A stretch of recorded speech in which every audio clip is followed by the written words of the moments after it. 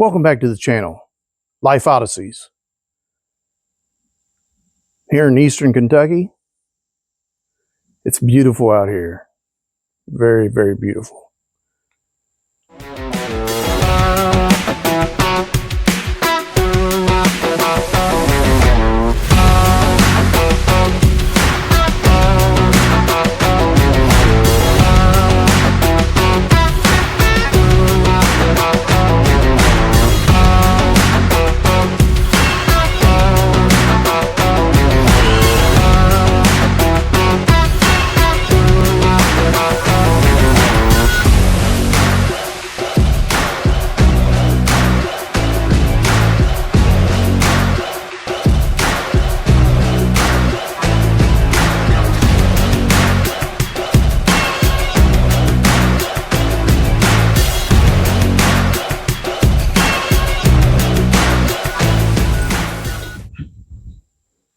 So, I'm new at this, just started this channel, put out a few videos. I think this will be the fourth one. So basically, most of it, or a lot of it, some of it's going to be about racing, some of it's going to be about around the farm here, what I do, keep things going. And believe me, there's enough here to keep one guy busy 365 days a year, 7 days a week. But anywho, I talked the other day about the 1988 season. I want to go back a little bit, talk about getting ready for the 88 season. As I said before, Larry Moore drove the first part of 1988 before I took over driving. I think it was on July 1st. But in 1987, I was working at a body shop in Springfield, Ohio, and I decided I wanted to go racing. So I talked to Gary about it, and we went down and talked to Dad, and he had been out of racing for a few years, not many, but a few, and talked to him about starting a team up again.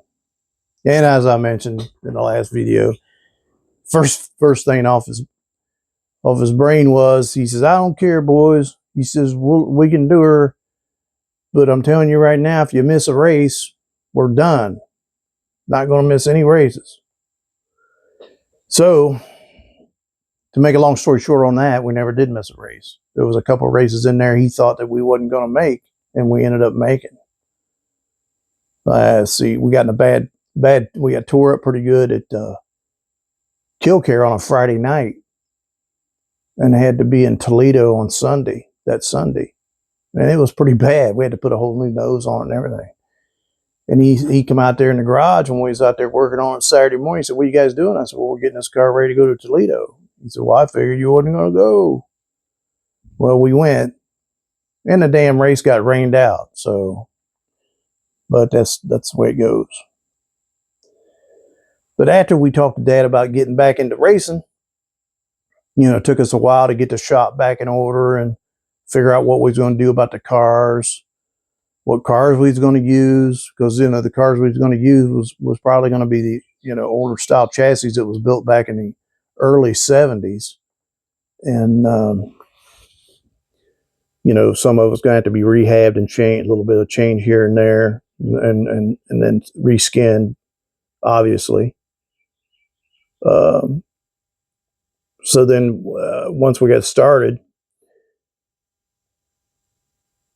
you always seem to think that you got a handle on things, but believe me, you really didn't, because it took time to get everything ready to go, getting them working on the cars. So we had planned on taking 2 cars to Daytona for the 1988 ARCA race at Daytona, and we was working on two at the same time. So where me and Gary worked was in a different building on the property, but we called it down back. And Dad's shop was up towards the front. He basically did the chassis maintenance, engine work, pulling the engine out, putting it in, that sort of thing. What we did down at the back shop was body work, sheet metal work, aluminum fabrication, and so forth. So our shop was quote unquote, sometimes it was pretty dirty because, especially when you started doing body work, it made a mess. And he didn't want that stuff up there at the front, which I understand. So we was working on 2 cars at the same time. Got the skins on them, doing some body work on both of them. And I believe it was somewhere around Thanksgiving. And we thought we was doing pretty good, but evidently we wasn't, me and Gary. Dad come down there one day and he says, I got to tell you guys something. He says, you're going to have to pick one car and stick with that one because you ain't gonna get both these cars done for Daytona. Well, at first we thought, ain't no way in the world. But of course he was correct, So we went, we did what he said. We picked one car and then we stuck to it. And, it took right up to the time we loaded it on the trailer, which was almost the last minute of getting it ready. You get a lot of things done, but you don't consider all the small stuff you have to do. And all the small stuff adds up. You think, well, we're just about done, but you got tons of small stuff to do. Knick-knack stuff. But it's all important. It's all part of it. And I can remember come December, Christmas time, that was what basically we had the car ready to paint. All the body work was done. So, and the thing about painting those cars was Dad was particular about not having any overspray on anything, no matter what. So those cars had to be taped up from wheel wells, rocker panels down to the floor, and we took the paper and taped the paper to the floor. So there's nothing could get inside the car at all. Underneath the car, through the windows, nothing. All that was taped off. That took quite a bit of time. Paper and tape. So I remember that particular deal. Me and Gary spent all day Christmas Eve getting it ready to spray. And we was there till, I think it was around 3 or 4 o'clock in the morning on Christmas morning painting this car. And we would take turns spraying coats of paint on it. And at that particular time, we sprayed lacquer on all the cars.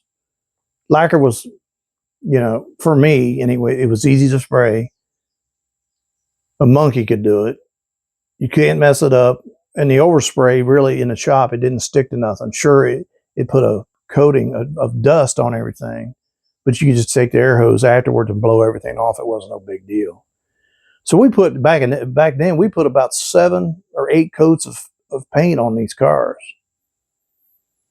because afterwards, we painted the main collar early Christmas morning, went home, took a nap, come back about, I don't know, noon, because lacquer dries pretty quick, and we got it taped off for the blue that was going on it, and taped it off and got the blue sprayed on it Christmas afternoon, and then come back the next morning.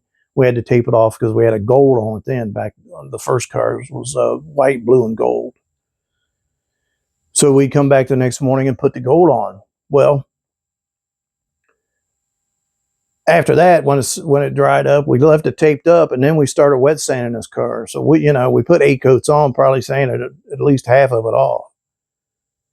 Well, and then came the buffing process, which I'm not telling anybody that's done it anything new, but I'm just telling you what we did.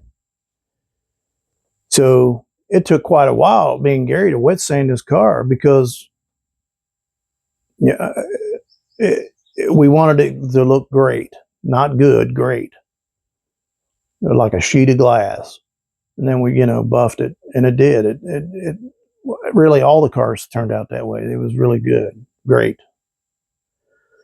So then, after that fact, you get it all untaped, and then you got to spray up underneath the wheel wells and everything, and the body black.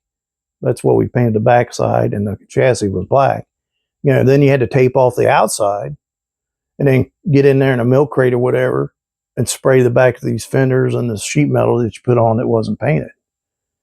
Because you couldn't put it on beforehand, because a lot of the panels was, the only thing that was stock on it was the roof, the deck lid, and that's about it. The quarters, part of the quarter panels where the quarter windows are, the hood, it had to have reinforcement put in it, so you can't do nothing before the fact. So that stuff had to be done afterwards. So then once we get, and then Gary would be working on the aluminum work in the tubs and around the back and everything, and in the front, and then start on the cowling up front and all that stuff, and just took a lot of time.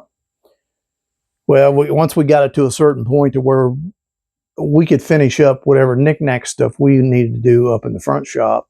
So then we'd take the car up front, and we'd put it up in there and jack it up for Dad and get it all ready, and then he'd start working on what he needed to do about putting the motor in.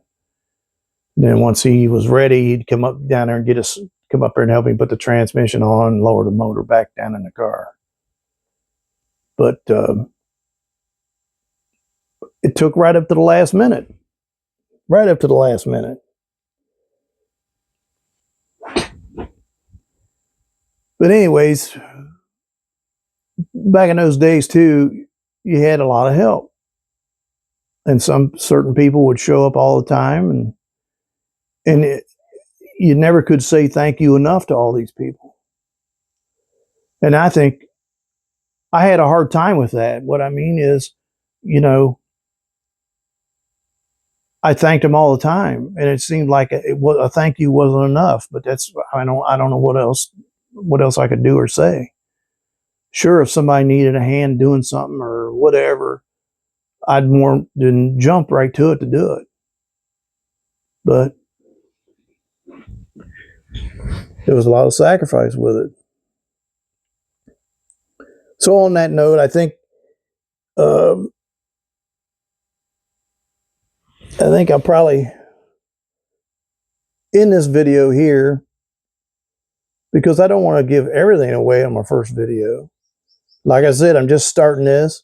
It's a little difficult to, I'll be honest with you, it's difficult getting a little bit more comfortable talking in front of the camera, which you'd have thought, well, you should have been comfortable. But really, back when I was racing, and especially when Dad was racing way, way back, media was not very important. And it became more important when I was driving, but still, I didn't, I didn't take advantage of that like I should have. And that's just the way it is. What can I say? So if you would, please subscribe, like, share, and definitely leave a comment, because I want to hear from people out there. Good or bad, I want to hear from you. If I don't like your comment, I won't answer you back or whatever. I'm not going to get no pissing match on this, doing these videos about certain things that we done in the racing deal. Because you got to, if you don't believe what I say, I guess it's just too bad. I don't know what to tell you. So until next time, keep your wheels on the ground and keep your roof in the air. I'm Bobby, and I'll talk to you soon.